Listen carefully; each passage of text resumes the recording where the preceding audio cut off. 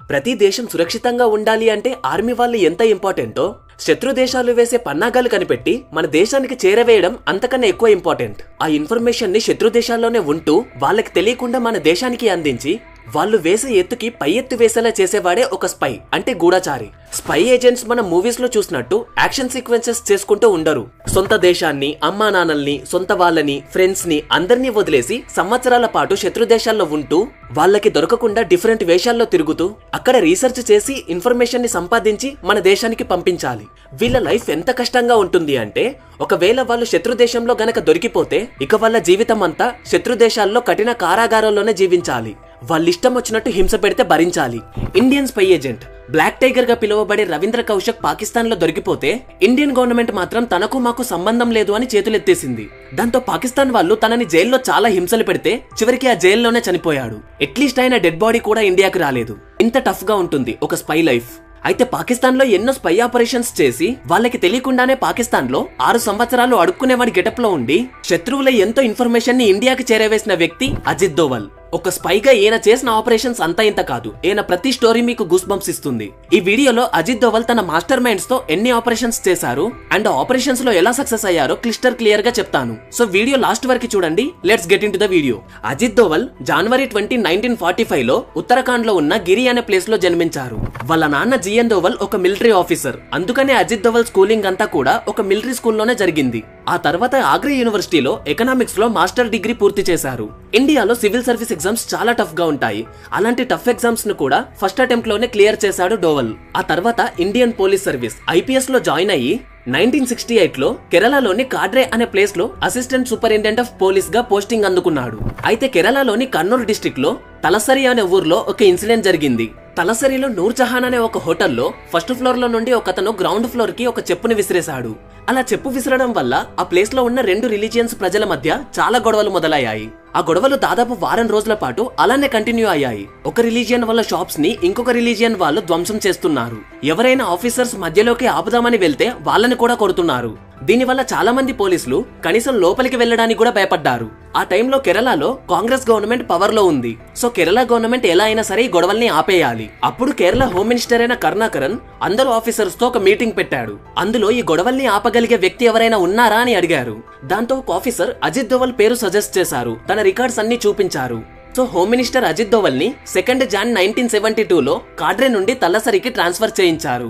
ఇప్పుడు ఆ గొడవల్ని ఆపాల్సిన బాధ్యత అజిత్ దోవల్దే. ఈ గొడవల్ని ఆపడానికి Ajit Doval strategic intelligence gathering అనే ఒక టెక్నిక్ ని యూజ్ చేశారు. అందులో భాగంగా ఎవరిని ఏమీ అనకుండా సైలెంట్ గా అబ్జర్వ్ చేసి అసలు ఈ 2 రిలీజియన్స్ యొక్క లీడర్స్ ఎవరో కనిపెట్టారు. వాళ్ళిద్దరిని పట్టుకొని ఒక మీటింగ్ అరేంజ్ చేసి ఏం జరిగిందో తెలుసుకున్నాడు. అలా వాళ్ళని కాంప్రమైజ్ చేసి ఆ గొడవను పూర్తిగా ఆపేశాడు. అలా ఏం చేసినా తగ్గని గొడవ అజిత్ దోవల్ కేవలం 1 వీక్ లోనే సాల్వ్ చేశాడు.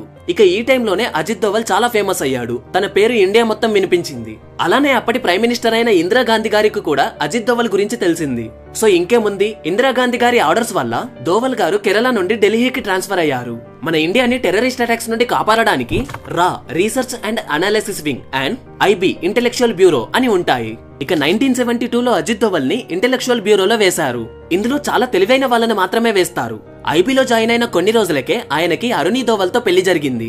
వాళ్ళకి 2 కొడుకులు కూడా పుట్టారు. అండ్ అలాగే అప్పటి నుండి 30 సంవత్సరాల వరకు అజిత్ దోవల్ ఐబీలోనే పనిచేశారు. 1972 నుండి 1978 వరకు మిజోరాం అండ్ అస్సాంలో జరిగిన గొడవల్ని అజిత్ దోవల్ గారు తన మాస్టర్ మైండ్ తో సాల్వ్ చేశారు. 1978 లో ఆయన ఒక మేజర్ మిషన్ లో ఇన్వాల్వ్ అయ్యారు. అదే పాకిస్తాన్ కి ఒక గూఢచారిలాగా వెళ్లడం. ఇక్కడి నుండే ఆయన అసలు కథ మొదలవుతుంది.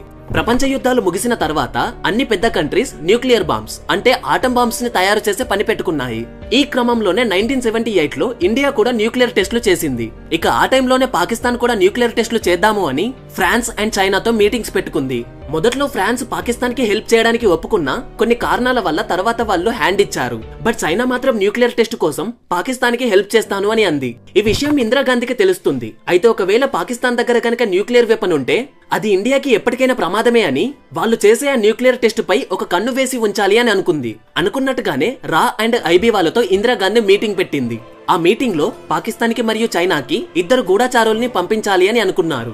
సో ఆ 2 గూఢచారుల్లోనే ఒకరు మన అజిత్ దోవల్. పాకిస్తాన్ లో ఉన్న ఇండియన్ ఎంబసీలో కొన్ని పోస్టులు ఖాళీగా ఉన్నాయి. సో అందులోనే ఫస్ట్ సెక్రటరీ అనే పోస్ట్ ని దోవల్ కి ఇచ్చేశారు.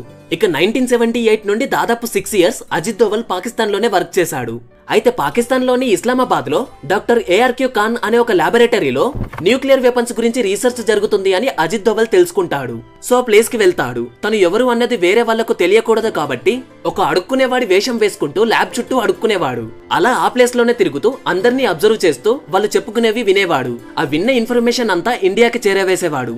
అయితే ఈ మిషన్ లో భాగంగా అడుక్కునేవాడి గెటప్ లో ఉన్నప్పుడు దాదాపు 2 టైమ్స్ పాకిస్తాన్ వాళ్ళకి దొరికిపోయాడు కూడా. ఒకసారి ఒక వ్యక్తి నీ డూప్లికేట్ గడ్డం ఊడిపోతుంది చూసుకో అని చెప్పి వెళ్ళాడంట. ఎలానో ఒకలాగా కవర్ చేసుకునేవాడు దోవల్. తను పాకిస్తాన్ లో ఉన్నప్పుడు పంజాబ్ లో కొందరు మాకు సపరేట్ గా ఖలిస్తాన్ అనే ఒక స్టేట్ కావాలి అని గొడవలు చేస్తున్నారు. అయితే ఇందిరాగాంధీ ఆపరేషన్ బ్లూ స్టార్ ని మొదలుపెట్టింది. అసలు ఈ ఇన్సిడెంట్ లో గనక దోవల్ గారు లేకపోయి ఉంటే ఎన్నో అనర్థాలు జరిగేవి. అయితే ఖలిస్తాన్ అనే సపరేట్ స్టేట్ కావాలి అని కొంతమంది ఒక గ్రూప్ లాగా ఫామ్ అయ్యారు. ఆ గ్రూప్ పేరు బ్రింద్రన్వాలే టైగర్ ఫోర్స్ ఆఫ్ ఖలిస్తాన్ అని పెట్టుకున్నారు. పంజాబ్ లోని అమృత్సర్ అనే ప్లేస్ లో గోల్డెన్ టెంపుల్ ఉంటుంది. ఇది సిక్కు వాళ్ళకి ఎంతో పవిత్రమైన స్థలం. అయితే ఖలిస్తాన్ ఫోర్స్ వాళ్ళు పంజాబ్ లో బయట గనక తిరిగితే ఇండియన్ ఆర్మీ వాళ్ళు వాళ్ళని చంపేస్తున్నారు. అందుకే వాళ్ళు ఒక ప్లాన్ వేశారు. గోల్డెన్ టెంపుల్ లో గనక దాక్కుంటే ఆర్మీ వాళ్ళు లోపలికి రాలేరు అని అనుకున్నారు. సో వీళ్ళంతా గోల్డెన్ టెంపుల్ లో ఉన్న రూమ్ నెంబర్ 14 లో దాక్కున్నారు. అప్పుడు ఇందిరాగాంధీ ఆపరేషన్ కోసం దోవల్ ని పాకిస్తాన్ నుండి పంజాబ్ కి రప్పించింది. గోల్డెన్ టెంపుల్ చుట్టూ సిఆర్పీఎఫ్ వాళ్ళు రౌండ్ ఆఫ్ చేశారు. అప్పుడే అజిత్ దోవల్ ఒక ప్లాన్ వేశాడు. తను ఒక రిక్షావాణి వేషం వేసుకుని టెంపుల్ లోపలికి వెళ్తాడు. అక్కడ లోపల ఉన్న ఖలిస్తాన్ ఫోర్స్ వాళ్ళకి తను ఒక పాకిస్తాన్ కి చెందిన వాడిగా అండ్ ఈవెన్ వీళ్ళకి సపోర్ట్ గా ఐఎస్ఐఎస్ ఉగ్రవాద సంస్థ దొంగతనంగా ఇతన్ని పంపించినట్టుగా వాళ్ళకు పరిచయం అవుతాడు. ఒక 2 డేస్ లోనే ఖలిస్తాన్ ఫోర్స్ వాళ్ళకి చాలా దగ్గర వాడవుతాడు. అలా వాళ్ళకి దొంగతనంగా ఫుడ్ సప్లై కూడా చేసేవాడు. సో అలా లోపలికి రోజు వచ్చి లోపల ఎంతమంది ఉన్నారు, ఏ పొజిషన్స్ లో ఉన్నారు ఇవన్నీ అబ్జర్వ్ చేసి బయటకు వచ్చి ఇండియన్ ఆర్మీ వాళ్ళకు చెప్పేవాడు. అండ్ అలాగే ఇతను మళ్ళీ లోపలికి వెళ్లి ఖలిస్తాన్ ఫోర్స్ వాళ్ళకి కూడా ఇండియన్ ఆర్మీ వాళ్ళు ఏ పొజిషన్స్ లో ఉన్నారో చెప్పేవాడు. అయితే ప్లాన్ లో భాగంగా దోవల్ సిఆర్పీఎఫ్ వాళ్ళను తీసేసి వాళ్ళ ప్లేస్ లో స్నైపర్స్ ని తీసుకొచ్చి కొన్ని ప్లేస్ లో ఫిక్స్ చేశాడు. వాటర్ కోసం ఒకసారి ఖలిస్తాన్ లీడర్ ఒక అతను రూమ్ నుండి బయటకు వచ్చాక అతన్ని షూట్ చేసి చంపేశారు. సో దాంతో ఖలిస్తాన్ ఫోర్స్ వాళ్ళు వాటర్ కోసం కూడా బయటికి రాలేకపోతారు. ఇంకా అదే టైం అనుకుని టెంపుల్ లోకి water supply, food supply, electricity supply కూడా ఆపేస్తారు. ఇంకా అప్పుడు అజిత్ దోవల్ మీరక్కడున్నా ఏం లాభం లేదు లొంగిపోండి అని చెప్పేస్తాడు. ఇక సిచ్యువేషన్స్ కూడా వాళ్ళకి సపోర్ట్ చేయక అందరూ లొంగిపోతారు. ఈ ఆపరేషన్ ని సక్సెస్ఫుల్ గా దోవల్ కంప్లీట్ చేశాక అతన్ని లండన్ ఎంబసీకి పంపించారు. 1992 నుండి 1996 వరకు లండన్ లోనే ఉంటూ చాలా ఇన్ఫర్మేషన్ ని రాబట్టారు. 1998 లో ఎలక్షన్స్ అయ్యాయి. ఇండియాలో కాంగ్రెస్ ఫస్ట్ టైం పవర్ లో నుండి పోయి బీజేపీ పవర్ లోకి వచ్చింది. అప్పుడు దోవల్ గారు బీజేపీ లీడర్ అయిన ఎల్కే అద్వానీ గారితో చాలా క్లోజ్ గా మూవ్ అయ్యేవారు. అండ్ బీజేపీ పవర్ లో ఉన్న టైంలోనే కొన్ని పాలిటిక్స్ లో కూడా దోవల్ గారు ఇరుక్కున్నారు. ఆ తర్వాత మళ్ళీ అజిత్ దోవల్ గారు తన మైండ్ కి పని చెప్పే ఒక ఇన్సిడెంట్ వచ్చింది. ఇండియన్ ఎయిర్లైన్స్ కి సంబంధించిన ఏరోప్లేన్ IC-814 నేపాల్ లోని కాఠ్మండు నుండి ఢిల్లీకి స్టార్ట్ అయింది. ఆ ప్లేన్ లో దాదాపు 170 నుండి 180 మంది ప్యాసింజర్స్ ఉన్నారు. ఆ ప్లేన్ నెక్స్ట్ డెస్టినేషన్ వచ్చేసి న్యూఢిల్లీ. కానీ ఆ ఏరోప్లేన్ ని 5 హైజాక్ చేశారు. వాళ్ళు పైలట్ దగ్గరికి వెళ్లి ప్లేన్ ని పాకిస్తాన్ కి తీసుకువెళ్లమని బెదిరిస్తారు. కానీ ప్లేన్ లో సరిపడా ఫ్యూయల్ లేదు అని పైలట్ చెప్తాడు. సో ఏరోప్లేన్ ని పంజాబ్ లోని అమృత్సర్ లో ల్యాండ్ చేసి ఫ్యూయల్ నింపుకొని అక్కడి నుండి మళ్ళీ పాకిస్తాన్ కి వెళ్లారు. మళ్ళీ పాకిస్తాన్ లో ఫ్యూయల్ నింపుకొని అక్కడి నుండి దుబాయ్ వెళ్లారు. అక్కడ నుండి 25 సెప్టెంబర్ 1999 లో ఆఫ్ఘనిస్తాన్ లోని కాందహార్ అనే ప్లేస్ లో ప్లేన్ ని ల్యాండ్ చేశారు. పాకిస్తాన్ ఎంబసీలో పనిచేసే ఏఆర్ గణేశన్ అనే ఒక అతను ఆఫ్ఘనిస్తాన్ లోని ప్లేన్ ల్యాండ్ అయిన ప్లేస్ కి వెళ్లి హైజాకర్స్ కి ఏం డిమాండ్స్ ఉన్నాయి అని అడిగారు. వాళ్ళు మాకు ఇండియా నుండి 3 నెగోషియేటర్స్ కావాలి, ఒకవేళ పంపించకపోతే ప్యాసింజర్స్ ని చంపేస్తాను అని బెదిరిస్తారు. ఇండియా నుండి 3 నెగోషియేటర్స్ అక్కడికి వెళ్తారు. ఆ 3 నెగోషియేటర్స్ లో ఒక అతనే అజిత్ దోవల్. దోవల్ ని ఎందుకు సెలెక్ట్ చేశారు అంటే 1979 నుండి 1999 లో దాదాపు 15 హైజాక్స్ ని సాల్వ్ చేయడానికి దోవల్ ఇన్వాల్వ్ అయ్యాడు. వాళ్ళని ఎలా డీల్ చేయాలో ఈయనకి బాగా తెలుసు. హైజాకర్స్ ని చంపేద్దాం అనుకున్నా ఆర్ లేకపోతే ఇంకేదైనా ఆపరేషన్ ప్లాన్ చేద్దాం అనుకున్నా అది వర్కౌట్ అవ్వదు. బికాస్ లోపల 180 మంది ప్రయాణికులు ఉన్నారు. సో ఇంకా చేసేదేం లేక వాళ్ళ డిమాండ్స్ ఏంటో కనుక్కున్నారు. వాళ్ళు ఒక్కొక్కసారి ఒక్కొక్క డిమాండ్ చెప్పడం వల్ల దోవల్ ఏదైనా ఒకటి కరెక్ట్ గా చెప్పండి అని అడుగుతారు. సో అప్పుడు హైజాకర్స్ ప్లేన్ లో నుండి ఒక పేపర్ ని బయట పడేస్తారు. ఆ పేపర్ లో 3 డిమాండ్స్ ఉంటాయి. ఫస్ట్ వన్ వచ్చేసి ఇండియాలో పట్టుబడ్డ వాళ్ళ 36 మందిని రిలీజ్ చేయాలి అని. సెకండ్ వన్ వాళ్ళకి 860 కోట్లు కావాలి అని. థర్డ్ వన్ సాజిద్ అఫ్ఘనీ అనే అతన్ని ఇండియన్ ఆర్మీ జమ్మూ కాశ్మీర్ లో చంపేసింది అని. సో అతని బాడీ కావాలి అని డిమాండ్స్ లో పెట్టారు. కానీ ఇండియా ఈ 3 డిమాండ్స్ కి ఒప్పుకోలేదు. బట్ దోవల్ హైజాకర్స్ తో కొన్ని మీటింగ్స్ పెట్టుకొని వాళ్ళకి 3 మిలిటెంట్స్ ను మాత్రమే రిలీజ్ చేస్తాము అని చెప్తారు. అలా కొన్ని డిస్కషన్స్ తర్వాత హైజాకర్స్ ఈ డీల్ కి ఒప్పుకుంటారు. ఇండియాలో ఉన్న 36 మందిలో వాళ్లకు సంబంధించిన 3 మాత్రమే అప్పగించారు. అలా 3 మాత్రమే అప్పగించి 180 మంది ప్యాసింజర్స్ ని సేఫ్ గా తీసుకొచ్చారు.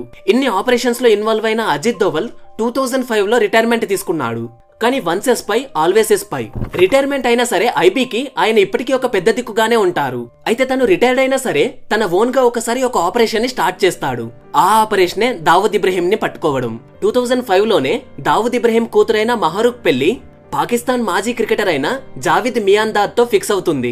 అండ్ రిసెప్షన్ వచ్చేసి 23 జూలై రోజు దుబాయ్ లో ఒక హోటల్లో గ్రాండ్ గా జరుగుతుంది. ఈ విషయం అజిత్ దోవల్ కి తెలుస్తుంది. ఒకవేళ దావుద్ ని గనక లేపేయాలి అంటే ఇదే కరెక్ట్ టైం అని అనుకుంటాడు. నార్మల్ గా దావుద్ ఇబ్రహీం ఎప్పుడు బయట కనిపించడు, ఇలా దొరికినప్పుడే లేపేయాలి. ఒకవేళ దోవల్ గనక ఇప్పుడు ఏదైనా ఆపరేషన్ ప్లాన్ చేసి దావుద్ ని లేపేయాలి అని అనుకుంటే అది జరగదు. అండ్ అలాగే ఒకవేళ చేసిన ఆపరేషన్ ఫెయిల్ అయితే ఇండియా పరువు పోతుంది. సో అందుకు ఈ ఆపరేషన్ ని చాలా సెక్యూర్ గా ఎవరికి తెలియకుండా చేయడానికి ఒక ప్లాన్ వేశాడు. సో అజిత్ దోవల్ దావుద్ ఇబ్రహీం ఎనిమీ అయిన చోటా రాజన్ ని కలుస్తాడు. చోటా రాజన్ కూడా ఒకప్పుడు దావుద్ ఇబ్రహీం గ్యాంగే, కానీ ఆ తర్వాత వాళ్ళ మధ్యలో కొన్ని గొడవల వల్ల చోటా రాజన్ సపరేట్ అవుతాడు. ఒక రోజు చోటా రాజన్ బ్యాంకాక్ లో ఉన్నప్పుడు దావుద్ ఇబ్రహీం అతని పైన అటాక్ చేశాడు, కానీ చోటా రాజన్ ఆ అటాక్ నుండి తప్పించుకుంటాడు. సో ఇప్పుడు అజిత్ దోవల్ చోటా రాజన్ ని కలిసి దావుద్ ఇబ్రహీం ని చంపేద్దాము అని చోటా రాజన్ ని ఒప్పిస్తాడు. అలా చోటా రాజన్ డైరెక్ట్ గా హెల్ప్ చేయలేను, కానీ నా మనుషుల్ని ఇద్దరిని పంపిస్తాను అని చెప్తాడు. వాళ్ళే వికీ మల్హోత్రా అండ్ ఫరీద్ తనాషా. ఈ విషయం ఈవెన్ ముంబై పోలీసులకి కూడా తెలీదు. ఇన్ని రోజులు అండర్ గ్రౌండ్ లో ఉన్న వాళ్ళిద్దరూ ఇప్పుడే బయటకు వచ్చారు. రిసెప్షన్ టైం దగ్గర పడుతుంది. దోవల్ వాళ్ళని ట్రైన్ చేయడానికి తీసుకెళ్లాడు అండ్ వాళ్ళ ట్రైనింగ్ కూడా పూర్తయింది. అయితే దావుద్ ని చంపడానికి షూటర్స్ ఇద్దరు వెళ్తూ ఉండగా ముంబై ఐపీఎస్ ఆఫీసర్ అయిన మీరా బార్వన్కర్ అండ్ డిప్యూటీ కమిషనర్ అయిన ధనుంజయ్ కమలాకర్ వచ్చి ఈ ఇద్దరు షూటర్స్ ని పట్టుకుంటారు. అయితే అజిత్ దోవల్ వాళ్ళకి ఎంత ఎక్స్ప్లెయిన్ చేసినా సరే వాళ్ళు ఇద్దరు షూటర్స్ ని వదలరు. వాళ్ళకి బేడీలు వేసి తీసుకువెళ్తారు. అజిత్ దోవల్ వాళ్ళకి ఉన్న అన్ని కనెక్షన్స్ తో ట్రై చేస్తాడు వాళ్ళని రిలీజ్ చేయడానికి. బట్ అప్పటికే ఈ సీక్రెట్ మిషన్ న్యూస్ పేపర్స్ లో వచ్చేసి వైరల్ అయిపోతుంది. ఒకవేళ పోలీసులు గనక రాకపోయి ఉంటే దావుద్ ఇబ్రహీం అప్పుడే చనిపోయేవాడు. ఈ ఇన్సిడెంట్ జరిగిన తర్వాత దోవల్ కి చాలా కోపం వచ్చి ఆ ఐపీఎస్ ఆఫీసర్ కి I will teach you a lesson అని స్టేట్మెంట్ ఇచ్చారు. దీనికి రిప్లైగా ఆఫీసర్ కూడా మాకు అజిత్ దోవల్ ఇంకా ఐబీలో పనిచేస్తున్నట్టు తెలీదు, ఒకవేళ అలా తెలిస్తే వాళ్ళను అరెస్ట్ చేసే వాళ్ళము కాదు అని చెప్పారు. దావుద్ ఇబ్రహీం ని చంపేద్దామని అజిత్ దోవల్ ఎన్ని ప్లాన్స్ వేసినా సరే అవి మధ్యలోనే ఆగిపోయాయి. ఇంకా 2005 నుండి 2014 వరకు అజిత్ దోవల్ బయట అంతగా కనిపించలేదు. బట్ మోదీ గారు 2014 లో విన్ అయ్యాక అజిత్ దోవల్ గారు మోదీ గారి పక్కనే ఉంటున్నారు. ఈ విధంగా మోదీ గారు అజిత్ గారి పవర్స్ ని చాలా యూజ్ చేసుకున్నారు. నేను దోవల్ గారు చేసిన కొన్ని ఆపరేషన్స్ మాత్రమే చెప్పాను. ఇంకా చాలా మేజర్ ఆపరేషన్స్ ఉన్నాయి. లైక్ ఇరాక్ లో ఇరుకుపోయిన 46 మంది నర్సులను ఇండియాకి తీసుకొచ్చారు. అండ్ అలాగే Myanmar, Balakot air strikes, article 370 in Jammu and Kashmir, and most important U R I surgical strikes. దీనిపై అయితే ఒక మూవీ కూడా వచ్చింది. ఇవన్నీ ఆపరేషన్ సక్సెస్ అయ్యాయి అంటే దాని వెనుక ఉన్న మాస్టర్ మైండ్ అజిత్ దోవలే కారణం. సో అందుకే అంటారు once a spy always a spy అని.